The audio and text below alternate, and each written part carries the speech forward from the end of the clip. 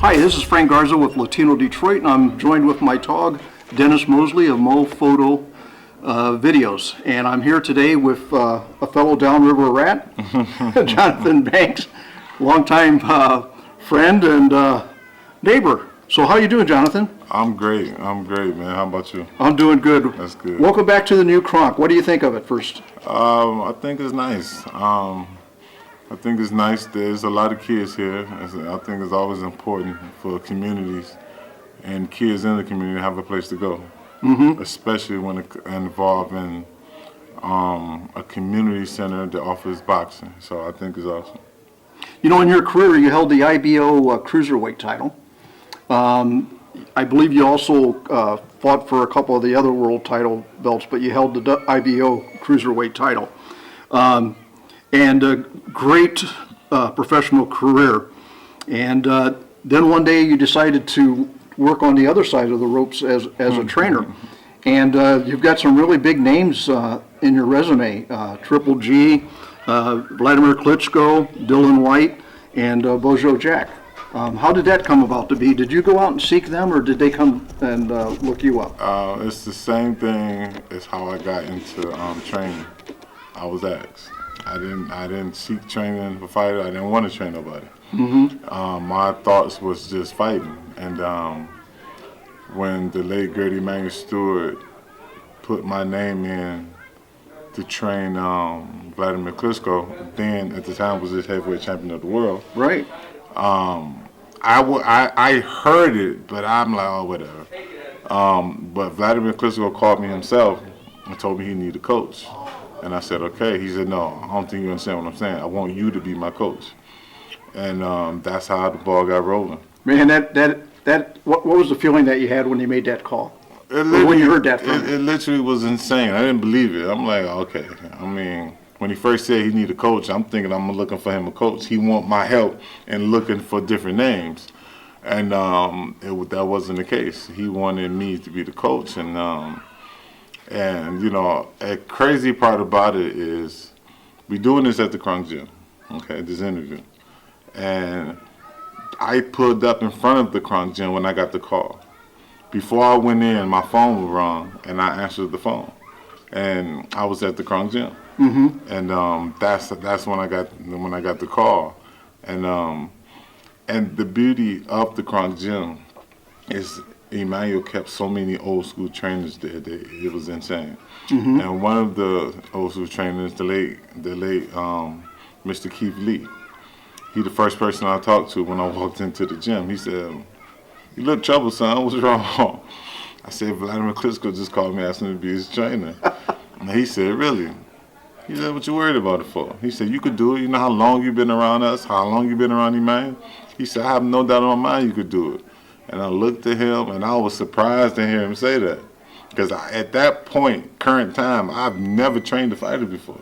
I mean, no, not even an amateur. Exactly. So. And here you're going to the world's heavyweight champion. Going to the top of the charts. Like, you go from 0 to 100, you're talking about real quick. That was literally starting off at the highest level. So once I was able to do that, accomplish that, and have so much success in that, everything else, it seemed like to be proper protocol to wherever else that came my way. You know, everybody talks about Emmanuel, not to take anything away from Emmanuel. I mean, Emmanuel's in a league of his own. Of course. But look at how many other coaches and trainers were at the Kronk that were a league of their own. You had Luther Burgess, Walter Smith, Dave Shoulders, Floyd Logan, and I'm sure I'm missing a couple. There's a lot of them down there.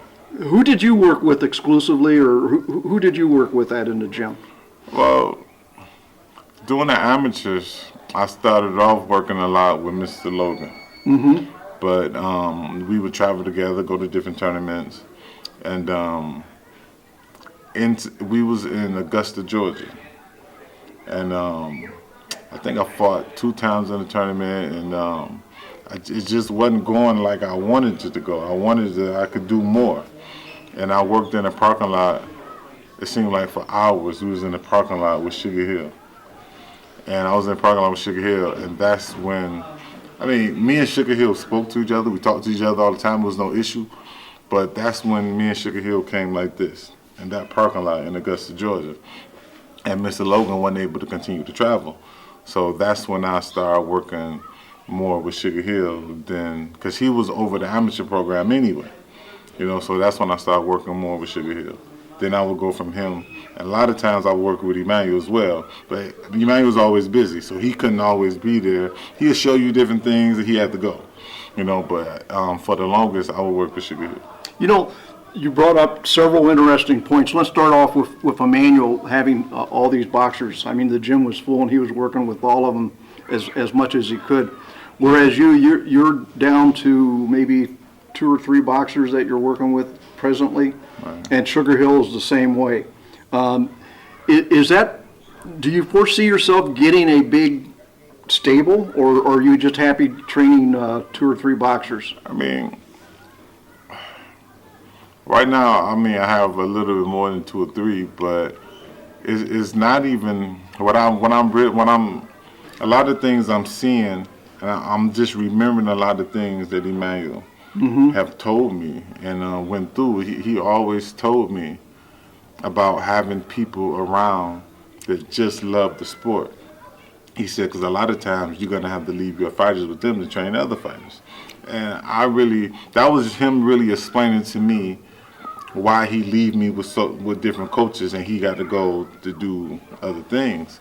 And now I see for myself that this is why he had so many different coaches around him. Because he can't touch everybody at the same time, but at the same time he could touch everybody, just making sure they have someone there with them, so they won't feel like they neglected. And he tell the coach what to do. He said, just keep them doing this till I get back. And as long as the coach do it, man, you get back, he tighten them up, they go win the fight. That's very interesting because Emmanuel and I would have talks. We knew each other outside of boxing, and one of the things that really worried him, or upset him a lot, was when boxers would come to him and complain, "Oh, you're never in the gym with me. You only show up for the fights." But I'm sure that you heard the same complaints too. I guess they just didn't see the big picture then. Exactly. Well, a lot of it is Emmanuel. He will always tell me. He said, if he's at Johnathon, you gotta understand one thing about training. He said, you understand me because you've been around me for so long. But a lot of fighters don't understand that a lot of them like big babies. Especially the higher the rank the fighter is, the more of a big baby he is. And you have to make sure you give them what they need. It ain't gonna be always what they want, but give them what they need before you can leave their presence. Because a fighter that's making a lot of money, he wants whoever his coach is, he wants him there all the time, no matter what. He said that's the reason you create a relationship with the fighter, so they understand that even if I'm leaving, I'm not leaving you without giving you what you need. And that's what I was able to. That's why I was able to continue to talk to fighters, let them know that I'm coming in, giving you everything you need. I'm gonna leave out and I'm gonna come back. I'm gonna make sure that you have everything you need, and that's the most important part. But it's still hard because especially when you come to superstar fighters, they don't want just what they need. They want what they want. Yeah. And they say, you know what, I can afford to get what I want and what I need. So it makes it difficult, but it can be worked out. Detroit's unique in a way in the boxing business, or as a sport, that people outside of Detroit don't understand the relationship, the closeness that we in the boxing community have here. Whether you're a boxer, whether you're a trainer, whether you're a commission member, whether you're an official, whether you're a promoter, it just seems as though we're all family. Right.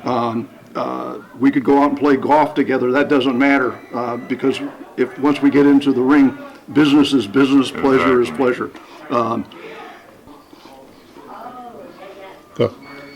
Johnathon, the boxing people here, we have a unique relationship between the boxers, the trainers, the commission members, the media, the officials, the fans. It seems as though we can all be together, and doesn't matter. Like you and I could go out and play golf, but then that night we could be in the ring together. And it's business is business, and pleasure is pleasure. But There's an incident that I want to ask you about. Again, I've known you since you were an amateur, and when you turned pro and you became a top 10 contender, and then a world champion. But I was doing one of your bouts, and I think it was at the Palace. Okay. And you walked in the ring, and I thought, oh man, you peaked. You're at your best right now. And then I turned around and I looked at your opponent, and I thought to myself, who approved this bout? Who approved this bout? And I was scared. I was scared for the other guy.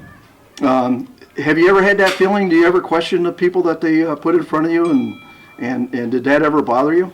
Because you were a heck of a puncher. No, I never questioned it, because once Emmanuel told me we had an opponent, I said okay, because he chose the opponent, so I never really cared. As long as because he always believed that Emmanuel's method was that he's not gonna pick a fight. He picked tough fights, but he ain't gonna pick a opponent for his guy that if he know his guy can't win.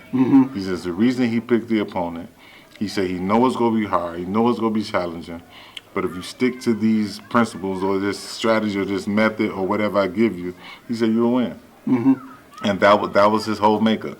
As long as you stuck to his principles of the strategy he laid out and listened to what he said, you'll win. And so far, up until today, like, it happened.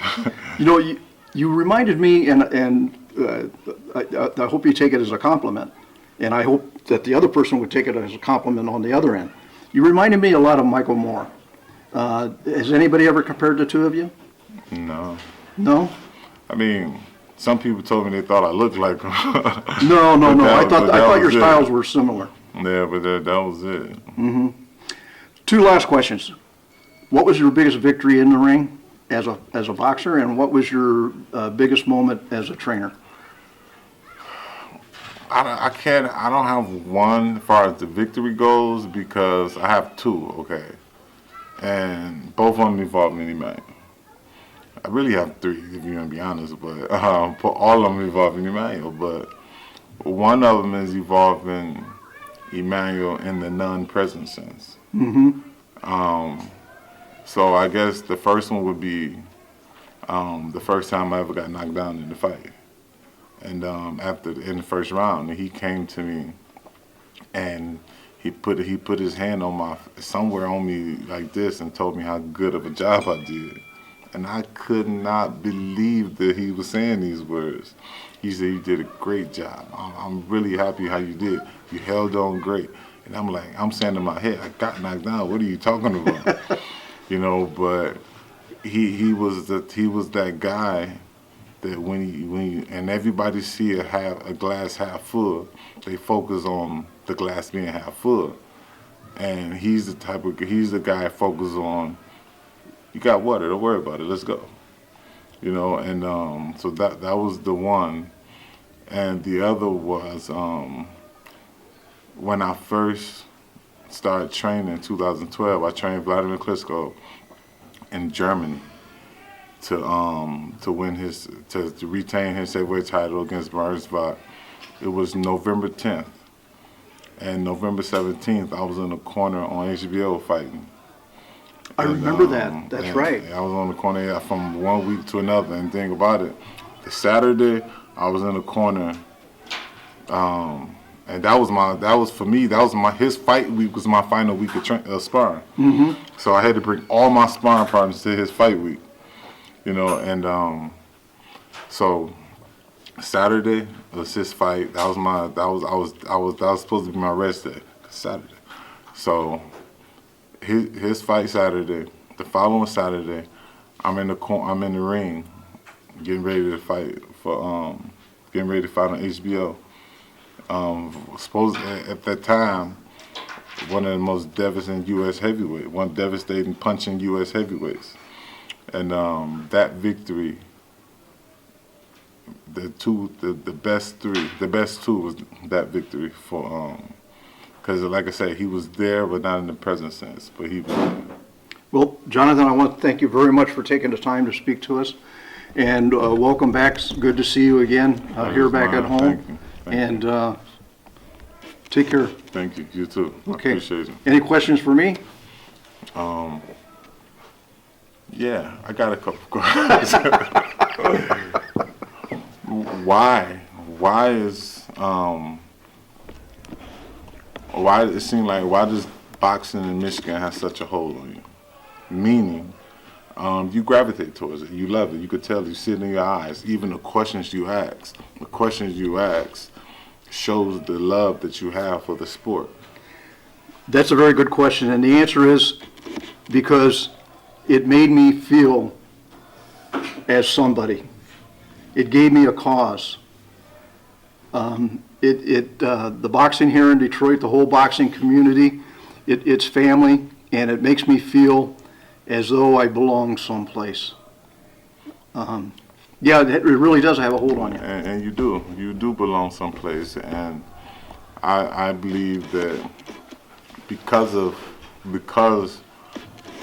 you was always where you belong, a lot of fighters was able to get a lot of ink that they never would have gotten, and a lot of notoriety. So I think for anybody that ever fought here, or any local indie Detroiter, we all just want to say thank you. Thank you. Thank you very much. You're And one of the very few thank you. old school guys that's still around that knows it. Like Emmanuel always say, Frank Gaza, he knows his boxing. And those are facts. You know Yeah. your boxing. So Yeah, I really miss Emmanuel. I really miss here. Emmanuel. Same here. And just this last weekend, I was at Mickey Goodwin's mother's funeral. Oh wow. Mickey's another, I don't know Man. if you knew Mickey that well Oh or my not. goodness. Listen, he was my Down River guy. Yeah, another downriver guy. Mickey was my guy, man. Good guy. We would talk. A lot of people don't know this, but me and Mickey would talk a lot because I would always see him. Yeah. And when I heard about he had a gym down river, this and that, I would always see Mickey. I remember back in the early '90s, he might introduced me to him, and when I found out he was always down river, that's when we was able to talk quite a bit. And wonderful guy, man. He had a heart of gold. Yeah, He had a heart of gold. wonderful guy. There's nothing he had that he wouldn't want to give to somebody if he felt they needed it, man.